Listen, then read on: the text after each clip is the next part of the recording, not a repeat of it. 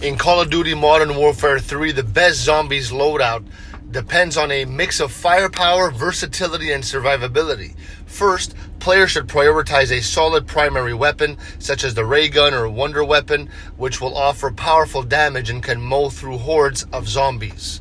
The ray gun is particularly effective due to its splash damage, making it ideal for clearing tight spaces or dealing with large groups. All right.